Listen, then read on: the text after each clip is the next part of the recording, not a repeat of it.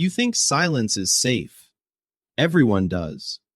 When the noise stops, when the world goes quiet, the instinct is to relax, to breathe, to feel protected. But here is the truth that ancient humans learned through blood and survival. Silence was not safety. Silence was the most dangerous sound in the prehistoric world. And understanding why will change how you hear every quiet moment for the rest of your life. Close your eyes for a second and imagine a prehistoric night. A group of 30 people settled around a fire. The insects are loud. The wind is moving through the grass. Distant animals are calling to each other across the dark. The world is full of sound, and the group is calm. Now imagine that sound stops. Suddenly, completely. The insects go silent, the frogs stop, the birds stop. Everything at once. What just happened?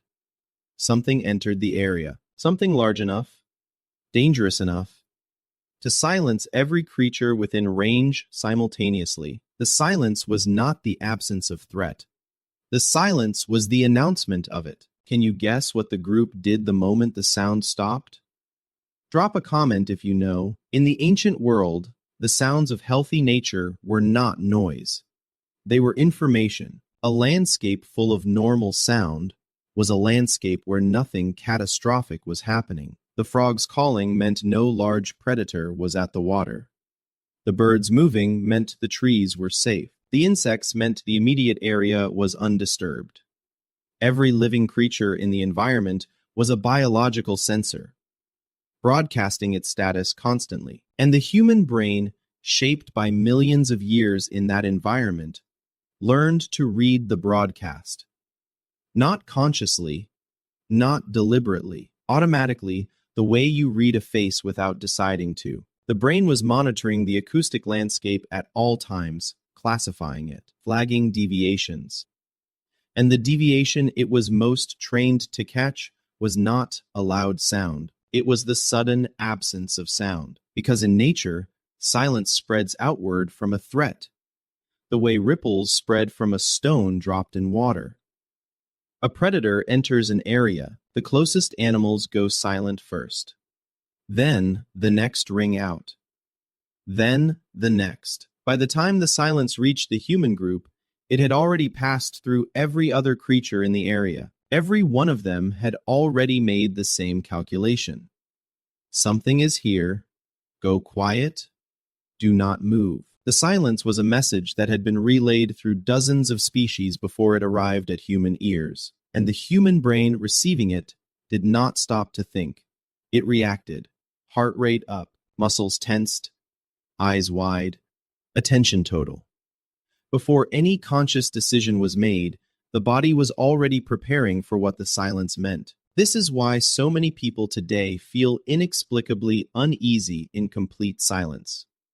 Not because silence itself is threatening, but because the brain that evolved in that ancient environment is still running, still monitoring, still waiting for the sounds to return. And when they do not return quickly enough, it files the silence under the oldest category it has, warning. But here is what almost nobody knows.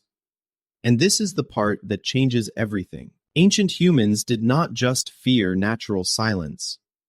They feared human silence even more. Think about what it meant when a group of people who were talking, laughing, working, moving, suddenly went completely quiet. Not because a leader told them to, not because a rule required it, but because every person in the group felt it at the same moment, the same chill, the same held breath. That spontaneous collective silence was one of the most powerful threat signals that existed in the prehistoric social world. It meant the group's combined senses had detected something. Before anyone had processed it consciously, the collective body of the group had already responded.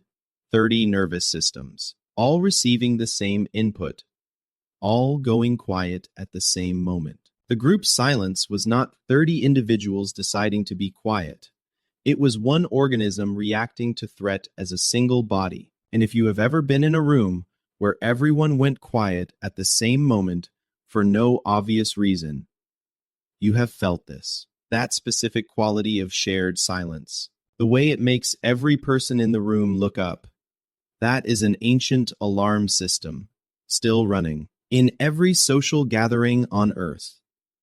Now, here is the question that kept researchers awake. If silence meant danger, how did ancient humans ever rest? How did they sleep, knowing that the moment the natural world went quiet around them, something lethal might be seconds away? The answer reveals something extraordinary about how the ancient human brain managed fear.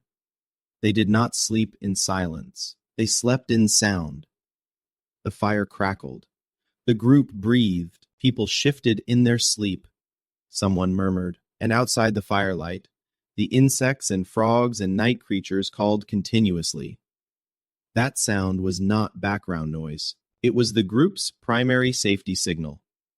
As long as the natural world was loud, nothing catastrophic was approaching. The moment it went quiet, someone in the group would be already moving toward wakefulness, already sensing, already preparing. The ancient human nervous system used sound as a permission structure. Sound meant continue sleeping. Silence meant wake up now. This is why so many people today struggle to sleep in true silence. Why white noise machines exist. Why people sleep with fans running. The modern brain in a perfectly silent room is receiving a signal that ancient humans associated with immediate danger, and it responds accordingly. Not with peace, with vigilance. Did you know your brain is still listening for predators while you sleep? Drop a comment and tell me if you have ever woken up in complete silence and felt that strange alertness for no reason. There is one more dimension to this that most people never consider. The silence of another person. In a group where everyone was constantly making small sounds, moving, talking, breathing, audibly, working, a person who went completely silent without explanation was a social alarm. Silence in a person meant one of a small number of things. They were focused on something the rest of the group had not noticed yet. They were afraid of something they had not yet named. They were injured or ill, or they were dead. In every case, the silence of a person who was normally making sound was information that required immediate attention. The group learned to monitor the acoustic signatures of its members, the way it monitored the acoustic signatures of the environment. Each person had a sound profile, a normal output of small noises that the group's collective awareness registered without conscious effort. And the moment that output changed or stopped, the group noticed. Before anyone decided to look, before anyone said anything, the collective body of the group had already flagged the deviation. Something has changed. Pay attention. This is why in every human culture, in every recorded tradition, the most extreme mark of respect and grief involves silence. Because silence, in the deepest layer of the human nervous system, means something has ended. Something that was present and alive and producing sound is no longer doing so. And the body's ancient response to that is not peace. It is the specific, urgent alertness of a prehistoric night when the frogs stopped calling. So the next time the world goes quiet around you and you feel that strange alertness that does not seem to match the situation, that is not anxiety. That is not sensitivity.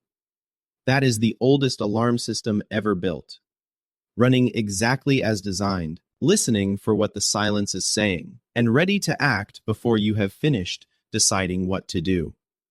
Drop a comment and tell me, does silence make you uneasy, or does it calm you? I want to know which one, and make sure you are subscribed, because next time we are going somewhere even stranger than this.